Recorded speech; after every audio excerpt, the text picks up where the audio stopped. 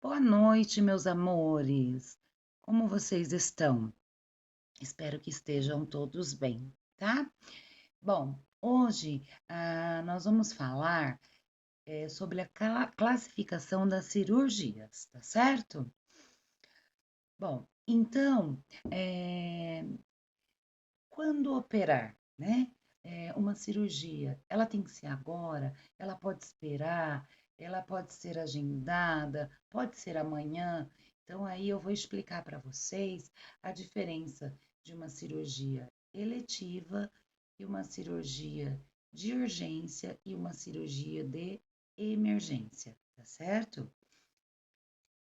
Vamos voltar. Bom, pessoal, uma cirurgia eletiva é aquela que ela é agendada, tá?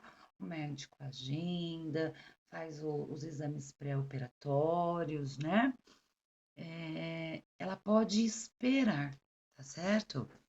Deixa eu ver se dá para aumentar um pouquinho aqui. Isso. É uma cirurgia que dá para esperar, tá?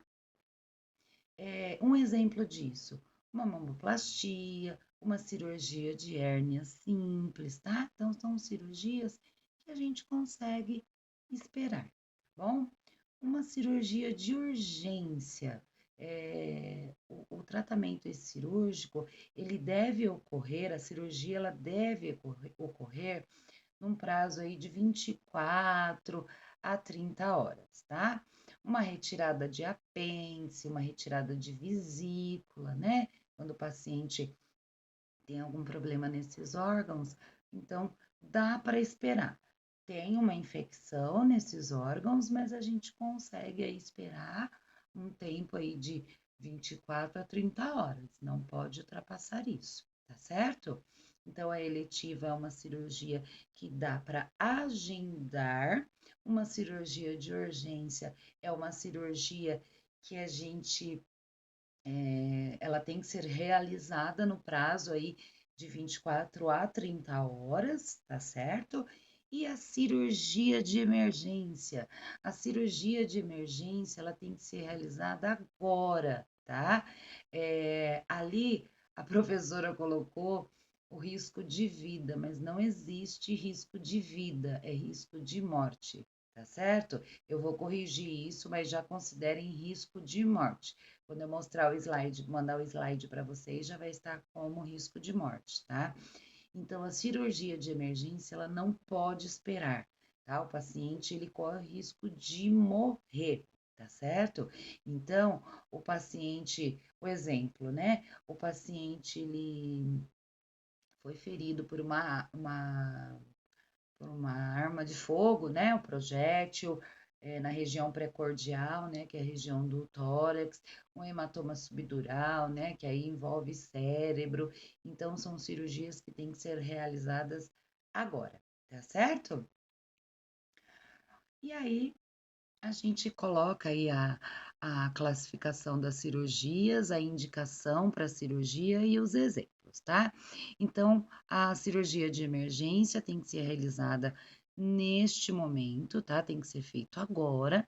E alguns exemplos: o paciente ele tá com alguma hemorragia, uma obstrução intestinal ou vesical, uma fratura de crânio, aí entra novamente o ferimento por arma de fogo ou arma branca, né, que são facas, e queimaduras extensas, tá certo? Embaixo a gente tem a cirurgia de urgência, que ela tem que ser feita aí dentro de 24 horas a 30 horas no máximo. Exemplo, cálculo renal, mas não aquele cálculo renal que a gente vai lá com uma cólica de rim, significa que vai ter que fazer cirurgia? Não, tá? Esse cálculo renal é quando ele não sai do rim, tá bom? Ou ele fica preso no ureter, tá certo? Uma infecção aguda de vesícula, né? Cálculos renais ou uretrais, tá certo? É, Vem a cirurgia aí necessária. O paciente precisa realizar uma cirurgia, que pode ser dentro de algumas semanas ou meses, né? uma hiperplasia prostática sem obstrução de bexiga, distúrbios de tireoide, uma cirurgia de catarata. Tudo bem? A eletiva, o paciente pode ser operado, não realiza cirurgia, não é catastrófica, tá? É, por exemplo, aí entra como exemplo, né? A reparação de cicatrizes, hérnia simples, reparação vaginal, né? Não necessariamente precisa de cirurgia, mas o paciente opta por fazer a cirurgia, tá? E tem também a cirurgia cosmética, né? Que é opcional. O paciente quer ir lá, ele quer reduzir a mama, ele quer fazer uma abdominoplastia, tá? Ele quer fazer uma lipoaspiração. Então, ele quer fazer, né? Ele vai pagar por isso, tá bom, pessoal? E aí, né, quanto à finalidade do tratamento. Então, a gente tem, né, a cirurgia curativa, que o objetivo dela é corrigir a causa da doença, tá? Por exemplo, aí, uma apendicectomia, que é a retirada do apêndice, né? Então, o objetivo dessa cirurgia é curar o paciente, tá certo?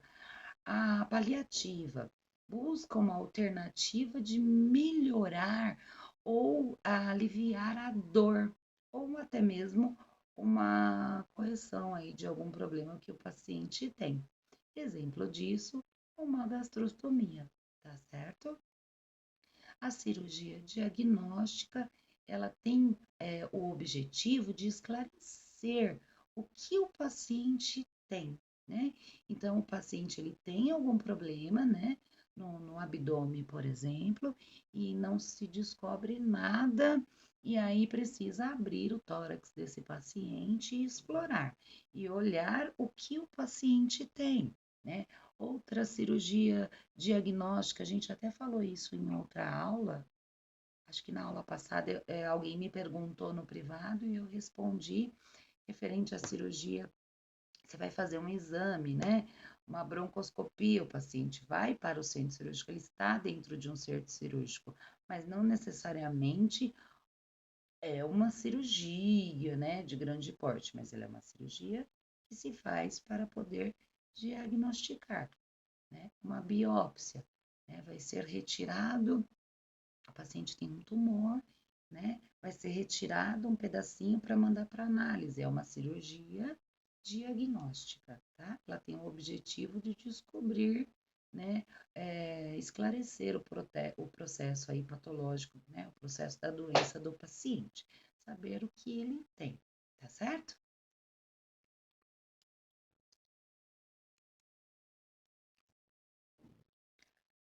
A cirurgia reparadora, né?